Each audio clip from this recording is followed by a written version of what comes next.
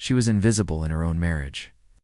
Discarded like yesterday's news when her tech mogul husband upgraded to a younger model, but Camila Westwood didn't just disappear, she transformed.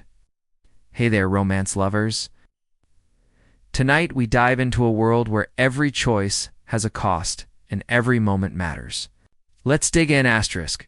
The champagne flute trembled in Camila's hand as she stood at the entrance of the grand ballroom, the same room where she had once been invisible.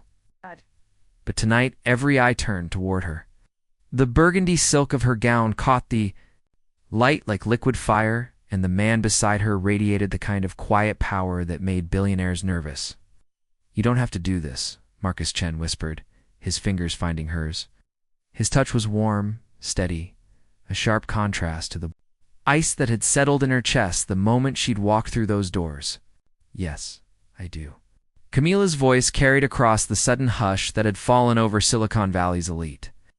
I've been invisible for too long. Across the room, Dominic Blackwood stood frozen beside Vanessa Reed, his champagne glass halfway to his lips. The same dismissive confidence that had once destroyed her now cracked like thin ice under pressure.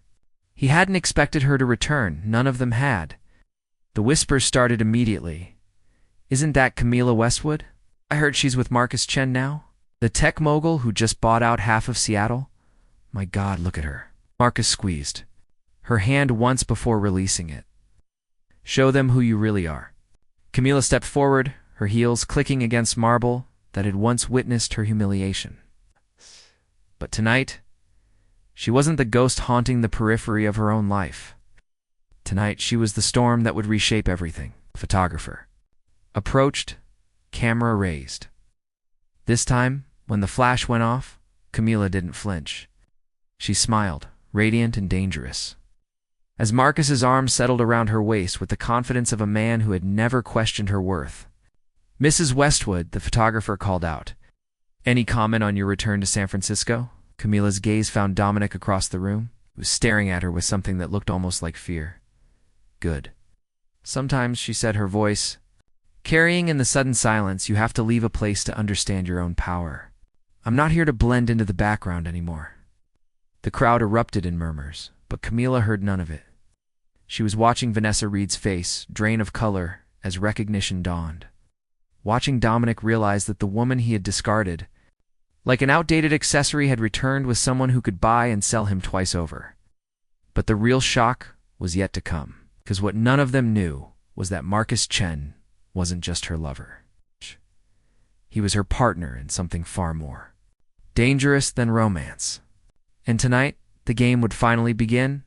6 months before the gala, Camila stood in the rain outside the Meridian Hotel in downtown Portland, watching a black sedan idle at the curb. Steam rose from the manholes like ghosts in the cities. Neon signs reflected in puddles that looked like fractured dreams. She shouldn't be here. Eleanor had warned her that Marcus Chen was dangerous. The tech billionaires who operated in the shadows always had ulterior motives.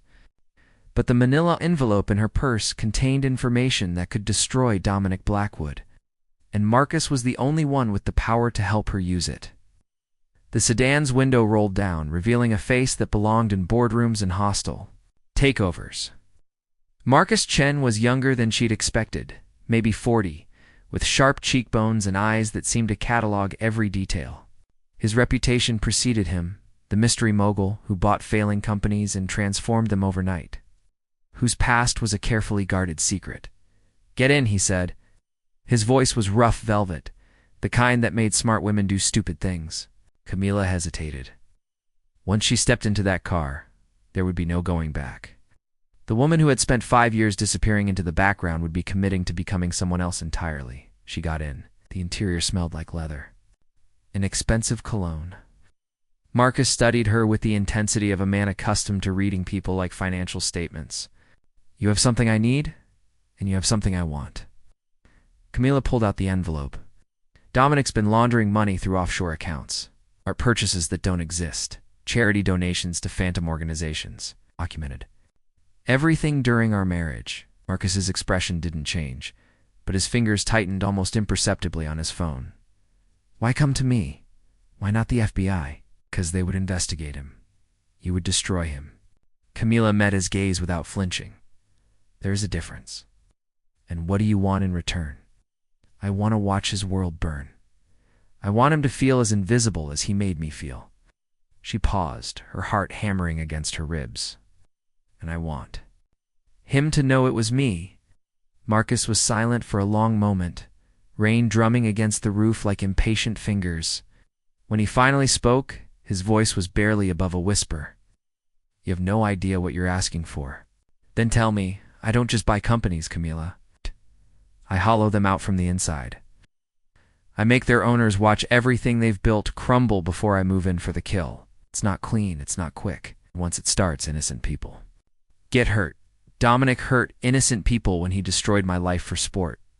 Marcus leaned closer, and Camila caught a glimpse of something broken in his eyes. This isn't about justice. This is about revenge. Are you sure you can live with that? The question hung between them like smoke. Outside, Portland continued its eternal dance with the rain, indifferent to the choices being made in the back of a sedan that cost more than most people's houses. I've been living with worse for 5 years, Camila said finally. At least this way, I'm choosing my own destruction. Marcus smiled then, and it was the most beautiful and terrifying thing she'd ever seen. Then welcome to the war, Camila Westwood. As the sedan pulled into traffic, Camila felt something shift inside her chest. The invisible woman was finally learning how to cast a shadow. But what she didn't know yet was that Marcus Chen had his own reasons for wanting Dominic Blackwood destroyed. And those reasons would change everything. The art gallery closing reception was winding down when Camila first saw him. Marcus Chen stood before a digital installation titled Fractured Identities, its expensive suit a stark contrast to the eclectic crowd of Portland artists and collectors. He didn't belong here, and everyone knew it. That's Marcus Chen, whispered Jamie, one of the featured artists. Billionaire tech guy from Seattle. What's someone like him doing in our little gallery? Camila's fingers tightened around her wine glass. She'd been building a new life for 8 months now. Curating shows that mattered, working with artists who created beauty from pain. The last thing she needed was another tech mogul invading her space. But as she watched him study the installation, something in his posture caught her attention. He wasn't performing for anyone, wasn't networking or making calculated moves. He was genuinely absorbed by the art, his face reflecting the same haunted expression she recognized in her own mirror. Ms. Westwood? His voice made her jump. She hadn't noticed him approach. It's Dr. Westwood, actually. Correction slipped out automatically, a small rebellion against years of being reduced to someone's wife. My apologies. I'm Marcus Chen. He extended his hand, and when their fingers touched, Camila felt an unexpected jolt of recognition. Not physical attraction, though that was there too, but something deeper, the acknowledgement that they were. Both playing roles, both hiding from something. I know who you are. She studied his face, noting the careful way he held himself, like a man accustomed to being watched. The question is, what you're doing here. I collect art, digital media, specifically. Marcus gestured toward the installation. This piece, it's about reconstructing identity after trauma. The artist channels personal destruction into something beautiful.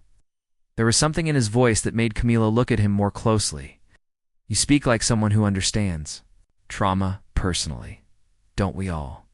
His smile was careful, controlled. Read about your exhibition? Your essay on how female artists reclaim agency through digital manipulation? It was insightful. You read academic art criticism for fun? I read everything. Information is currency in my world. Marcus paused, his gaze sharpening. Though, I have to admit, I was curious about the curator who used to be married to Dominic Blackwood. The wine glass nearly slipped from Camila's fingers. In Portland, away from Silicon Valley's gossip mill, she'd almost forgotten that her past could follow her anywhere. That's not who I am anymore. No, but it's who you were. And who you were shaped, who you became. Marcus moved closer, lowering his voice. I knew your ex-husband, peripherally. We moved in similar circles before I relocated to Seattle. And what did you think of him? I thought he was the kind of Man who mistakes cruelty for strength. Marcus's expression darkened. The kind who destroys beautiful things because he can't understand their value. There was venom in his voice, a personal edge that had nothing to do with her. Camila felt her pulse quicken. Did he hurt you too? Marcus was quiet for a long moment, watching the digital installation cycle through its patterns of fragmentation. In reconstruction, let's just say Dominic Blackwood and I have unfinished business. What kind of business? The kind that requires very careful planning. His eyes met hers, and Camila saw something dangerous flickering in their depths. The kind that might interest someone who has her own scores to settle. The gallery had emptied around them without Camila noticing. Eleanor was counting receipts at the front desk, and the last of the artists were packing up their promotional materials. Outside, Portland's eternal rain tapped against the windows like an invitation to secrets. Are you suggesting what I think you're suggesting? Camila asked. I'm suggesting that sometimes the enemy of our enemy becomes something more interesting than a friend. Marcus pulled out his phone, fingers hovering over the screen. I'm suggesting that maybe Dr. Camila Westwood doesn't have to stay hidden. In Portland forever? I'm not hidden. I'm rebuilding. Are you? Or are you just running from the fight? Oh. The question hit like a physical blow. Camila set down her wine glass with shaking hands. For 8 months, she'd told herself that leaving San Francisco was about finding herself, about becoming someone new. But standing here, facing this stranger who somehow saw through her carefully constructed piece, she realized the truth. She was hiding, and she was furious about it. What did you have in mind? She heard herself ask. Marcus smiled, and for the first time that evening, it reached his eyes. Coffee tomorrow? I have some documents you might find interesting. About your ex-husband's business practices. What kind of documents? The kind that could change everything? Marcus moved toward the door, then paused. Fair warning, Dr. Westwood. Once you see what I have, there's no unseeing it. Your quiet life in Portland might not be possible anymore. Mila watched him disappear into the rain-soaked Portland night, her reflection ghost-like in the gallery window. For the first time since her divorce, she felt something other than the dull ache of survival. She felt alive. The Uber driver's words echoed in Camila's mind as she stood in the doorway of the empty mansion that had been her prison for 5 years. Chapters end, honey. Books keep going. The house felt different now, its minimalist perfection suddenly. Oppressive rather than elegant. Every pristine surface reminded her of how she had scrubbed herself clean of personality to fit into Dominic's vision of the perfect wife. Her heels clicked against the marble foyer as she walked through rooms that had never truly been hers. The living room, where she'd hosted dinner parties for people who saw through her. The kitchen, where she'd learned to make Dominic's coffee exactly how he liked it. 2 sugars, no cream, in the blue ceramic mug his mother had given him. The bedroom where she'd lain awake countless nights, wondering when she'd become a stranger. To herself, Donna. In Dominic's study, she paused before his mahogany desk. The computer was locked, but she knew his password. V4N3S, 64REED 2024. He'd changed it 6 months ago. Thinking she wouldn't notice. She'd noticed everything, filed it all away like evidence in a case she'd never planned to prosecute. Until now. Her fingers trembled as she opened the financial files. Offshore accounts she'd never heard of. Art purchases from galleries that didn't exist. Charitable donations to organizations with no physical addresses. For 5 years, while she'd been perfecting the art of disappearing, Dominic had been laundering millions through a network of shell companies and phantom transactions. Art photographed everything with her phone, her art history background making, her meticulous about documentation. Each screenshot felt like a small act of rebellion. Evidence that Dr. Camila Westwood still existed somewhere beneath the carefully constructed facade of Mrs. Blackwood. A car door slammed outside. Camila's blood froze. Through the study window, she saw Dominic's Tesla in the driveway, Vanessa Reed climbing out of the passenger seat. They were early. The IPO celebration dinner wasn't supposed to end for another 2 hours. Camila closed the computer and slipped out of the study, her heart hammering against her ribs. She could hear their voices in the foyer, Dominic's laughter sharp with champagne and triumph.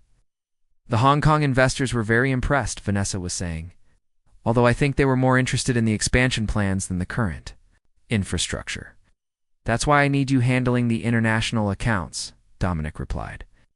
You understand the nuances better than anyone. Camila pressed herself against the wall at the top of the stairs.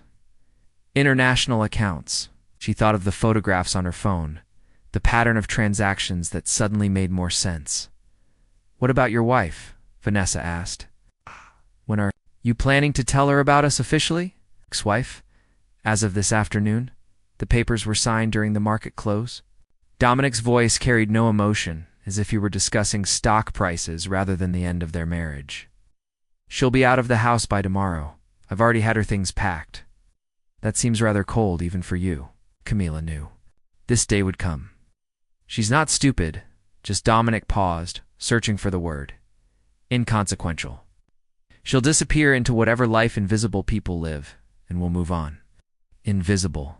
Inconsequential. The words hit like physical blows. But instead of breaking her, they crystallized something hard and sharp in Camila's chest. She thought of the financial documents on her phone, the evidence of years of criminal activity. She thought of how Dominic had used her art, history expertise to authenticate his fake purchases without ever crediting her knowledge. She'd been documenting his crimes for years without realizing it. Moving silently through the house she'd once called home, Camila packed a single suitcase with the essentials. Her grandmother's pearl necklace, the one piece of jewelry Dominic had never been able to convince her to sell. Her doctoral diploma rolled carefully in tissue paper. The flash drives containing her academic research, the only proof that Dr. Camila Westwood had ever existed. At the bottom of her jewelry box, wrapped in velvet, she found the business card from her old mentor at Stanford.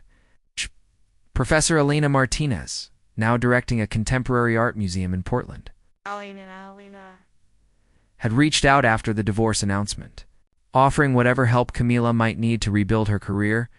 For the first time in months, Camila smiled. She called the airport from the back of another Uber, booking the first flight to Portland. The city had always intrigued her during her graduate studies. Its reputation for fostering artists who worked outside traditional boundaries. It felt appropriate, starting over in a place that celebrated reinvention. As the plane lifted off, from SFO, Camila pressed her face to the window and watched San Francisco shrink below her. Somewhere in that glittering maze of lights, Dominic and Vanessa were probably celebrating their freedom. Confident that they had discarded the inconsequential, a woman who knew nothing of consequence. They were wrong on both counts. Camila pulled out her phone and scrolled through the financial documents she'd photographed. Each image was a weapon waiting to be deployed. She would be patient. She would rebuild herself first. Remember who she was before Dominic had convinced her she was nothing. And then, when she was strong enough, she would remind him exactly how dangerous it was to make someone invisible. Because invisible people saw everything, and they remembered. 2 years had transformed everything. Camila stood at the floor-to-ceiling windows of Marcus's Seattle penthouse, watching the city wake up below them. The Space Needle pierced the morning fog like a needle through silk, and Elliott Bay sparkled with reflected sunlight. Behind her, Marcus moved through his morning routine with the precision of a man who had learned to control every variable in his environment. The FBI raided Blackwood Technologies an hour ago, he said without preamble, setting her coffee on the glass table exactly how she liked it. Black, no sugar, in a handmade ceramic mug from the Portland Artist Collective they'd supported together. Your documentation was flawless. You won't wriggle out of this one. Camila didn't turn from the window. She'd imagined this moment for 2 years, but now that it had arrived, she felt oddly empty. And Vanessa? Vanessa Reed was arrested at her Marin County estate. Conspiracy, money laundering, tax evasion, the international accounts you've identified were the key to everything. Marcus's reflection appeared in the glass beside hers. She's already trying to make a deal. Of course she is. Camila finally faced him, studying the man who had become so much more than an ally in revenge. What about you? Are you satisfied? Marcus's smile was sharp as broken glass. Dominic destroyed my sister's company 6 years ago, drove her to bankruptcy, then suicide. just to acquire her patents for a fraction of their value. So yes, I'm satisfied. The confession hung between them like smoke. In 2 years of partnership, of planning and strategy, and falling deeper into something that was part love and part mutual destruction, Marcus had never told her the personal cost of his war with Dominic Blackwood. Why didn't you tell me about your sister before? For the same reason you didn't tell me about the bruises. His voice was gentle, but his eyes remained hard. Some pain is too intimate to share until you trust someone with your destruction, as well as your love. Camila's fingers instinctively moved to her wrist, where the faint scar from Dominic's grip during their last fight had finally faded. Marcus had noticed it their first night together, had traced it with such careful fury that she'd finally told him everything. Not just the emotional abuse, but the physical intimidation. The way Dominic had used his size and power to make her feel small and breakable. So what happens now? She asked. Dominic's empire crumbles, Vanessa faces prison, and we go back. To our lives? Do we have lives to go back to? Marcus moved closer, his hand finding hers. Or did we burn those bridges when we chose revenge over redemption? The question was fair. They'd spent 2 years becoming people their former selves wouldn't recognize. Camila had rediscovered her brilliance and her ruthlessness in equal measure. Building a reputation in the art world while systematically documenting evidence that would destroy her ex-husband. Marcus had revealed depths of strategic cruelty that both thrilled and terrified her. It saved each other and damned themselves in the same breath. There's something else, Marcus said, pulling out his phone. The gallery in New York, the one that's been courting you for the contemporary women's exhibit. They made an offer. Camila took the phone, scanning the email. Museum of Modern Art wanted her to curate a major retrospective on female artists, reclaiming narrative power through digital media. It was the kind of career-defining opportunity she'd dreamed of before. Marriage convinced her that supporting someone else's dreams was more noble than pursuing her own. They want an answer by tomorrow, Marcus continued. It would mean relocating to New York, starting fresh. Without you, I have my own fresh start to make. Chen Industries has an acquisition opportunity in London. Something legitimate this time, maybe even legal. His smile was self-deprecating. Turns out destroying your enemies is exhausting work. Camila set down the phone and moved to the window again. In the distance, she could see a plane rising through the clouds, carrying passengers toward new destinations and unknown futures. For 2 years, her world had narrowed to this single purpose, making Dominic Blackwood pay for the way he'd erased her. Now that purpose was fulfilled, and she had to decide who Dr. Camila Westwood would become next. I love you, she said without turning around. Not just for helping me become visible again, but for seeing me when I was still disappearing. I love you too, enough to know that we can't build a life on shared destruction. Marcus's reflection joined hers in the glass. We saved each other. Camila, now we have to let each other go. She leaned back against his chest, feeling his arms circle her waist. Below them, Seattle hummed with the energy of people pursuing their dreams and fighting their demons. Mostly unaware that in a penthouse high above them, 2 broken people had just finished putting each other back together. No regrets? Whispered, no regrets, Marcus confirmed. But no looking back either. That afternoon, Camila boarded a flight to New York with a single suitcase and a job offer that would reshape the contemporary art world. Marcus flew to London the same day, carrying plans for an ethical tech company that would honor his sister's memory instead of avenging her death.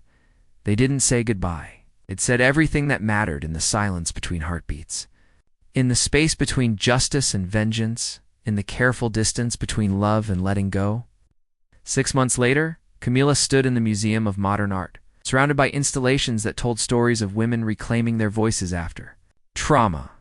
The opening night crowd buzzed with excitement, art critics and collectors eager to experience her vision. She wore a simple black dress and her grandmother's pearls, elegant but not performative, brilliant but not apologetic. A journalist approached, with familiar questions about her comeback, her transformation from tech mogul's wife to celebrated curator. Camila answered with practiced grace, deflecting personal inquiries toward the artists and their work. But when asked about her future, she paused, thinking of a man in London who was building something beautiful from the ashes of revenge, and smiled. "I'm exactly where I'm supposed to be," she said, visible at last. In the crowd, unnoticed and unimportant, a figure in a wheelchair sat watching the woman who had destroyed him. Dominic Blackwood, released on bail pending trial, looked smaller, somehow diminished by the weight of public disgrace and legal consequences. He'd come hoping to see the broken woman he'd once discarded, but instead found someone luminous and untouchable, surrounded by admirers who saw her brilliance rather than his shadow. Their eyes met across the crowded gallery. For a moment, recognition flickered between them, heavy with history and consequence. Then Camila turned away, her attention captured by a young artist eager to discuss her latest digital installation. Dominic wheeled himself toward the exit, finally understanding that some people weren't meant to stay invisible forever. London Marcus Chen received a text message with a photo of the exhibition opening. In it, Camila glowed with success and satisfaction, surrounded by art that celebrated survival and transformation. The caption read simply, "Thank you for helping me remember how to cast shadows instead of hiding in them." He smiled, saved the photo, and returned to the blueprints for his sister's memorial foundation. Building beauty where there had once been only revenge. The end.